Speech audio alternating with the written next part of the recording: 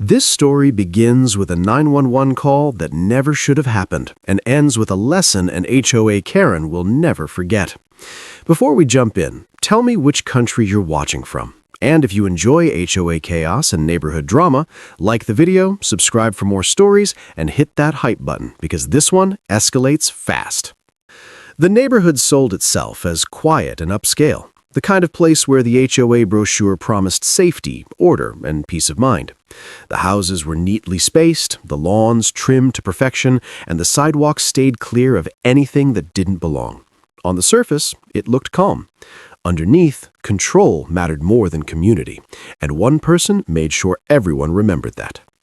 Karen had lived there longer than most residents. She treated that fact like a badge of authority. She didn't hold a powerful title on paper, but she behaved as if the entire street answered to her. She tracked unfamiliar cars, monitored visitors, and believed it was her responsibility to decide who belonged and who didn't. The HOA tolerated her because she was loud, persistent, and exhausting to challenge. The problem started on a quiet weekday afternoon. A man parked an unmarked sedan along the curb near one of the townhomes. He stepped out calmly, dressed in plain clothes, and stood beside the car for a moment, looking down at his phone. He didn't pace, he didn't rush, he didn't do anything that would normally raise concern. But to Karen, unfamiliar meant suspicious. She noticed him immediately from her front window. She watched as he checked the address on his phone and glanced at the surrounding houses. He wasn't knocking on doors, he wasn't peering into windows. He was simply standing there, observing the street like someone getting their bearings. Karen decided that was enough to act. She stepped outside, pretending to water her plants while keeping her eyes locked on him. She convinced herself he didn't belong. She assumed he was casing houses or planning something illegal. Instead of minding her own business or contacting the HOA, she went straight for the most dramatic option. She called 911. She reported a suspicious person loitering in the neighborhood, describing the man in exaggerated terms and framing his presence as an immediate threat. She claimed he was watching homes and acting evasive. She insisted officers needed to respond right away. While she waited, she positioned herself where she could watch the situation unfold, confident she had done the right thing. In her mind, she was protecting the community and proving her importance once again. What she didn't know was that the man she reported was already working. He was a detective assigned to a property crime investigation involving multiple neighborhoods in the area. He was there legally, conducting surveillance related to a string of thefts that had nothing to do with the HOA. The unmarked car, the casual stance, and the phone weren't signs of danger. They were part of the job. As he stood there, he noticed Karen watching him. He recognized the look immediately. He had seen it before in other neighborhoods. Suspicion mixed with entitlement, fueled by the belief that authority belonged to whoever complained the loudest. He didn't leave. He remained calm, knowing he was doing nothing wrong. He documented the time and location on his phone, aware that situations like this often escalated when someone decided to involve law enforcement without understanding the full picture. Minutes later, patrol cars entered the neighborhood. Karen's posture shifted as she saw them arrive. She looked satisfied, almost proud, as if she had orchestrated a successful operation. She approached the officers eagerly, gesturing toward the man and reinforcing her claims. She expected a quick resolution that ended with him being removed. Instead, the officers approached the man with professionalism and familiarity. The moment they checked his credentials, the atmosphere changed. Their tone shifted, their posture straightened. The casual street encounter became something entirely different. Karen noticed the change, but didn't understand it. The officers spoke privately with the detective, reviewed his identification, and confirmed his assignment. Everything checked out. The call was unfounded, the report was false. The man Karen labeled suspicious was in fact part of the same system she had tried to weaponize.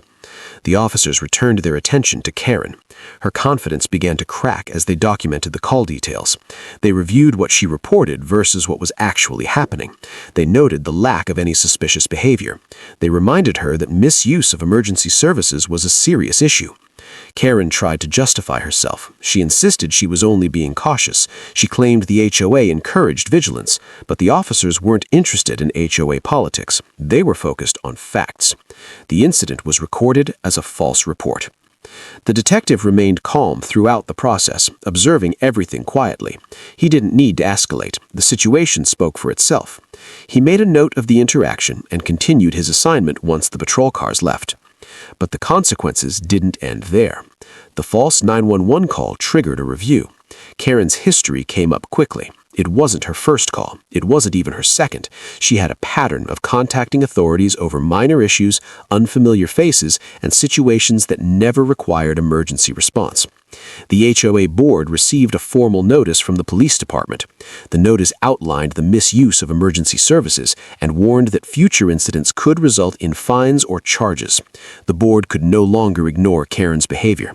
What they once dismissed as enthusiasm now carried legal risk. An emergency HOA meeting was scheduled. The neighborhood gathered, curious and uneasy. Karen arrived late, her usual confidence dulled. The board reviewed the incident in detail. They explained the seriousness of calling 911 without cause. They addressed the embarrassment it brought to the community and the potential consequences they all faced if the behavior continued. Residents began speaking up. Stories surfaced about Karen confronting visitors, photographing license plates, and threatening to call police over parking disputes and deliveries. People admitted they felt watched and uncomfortable in their own neighborhood. The meeting became something more than a discussion. It became a release. By the end of the meeting, the board took action. Karen was stripped of any informal enforcement role she had been allowed to assume. She was instructed to stop monitoring residents and warned that any further misuse of emergency services would be reported immediately. The message was clear. Her self-appointed authority was over. The neighborhood changed after that.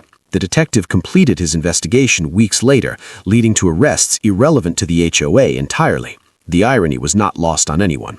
The person Karen labeled suspicious was actively keeping the community safe in ways she never understood.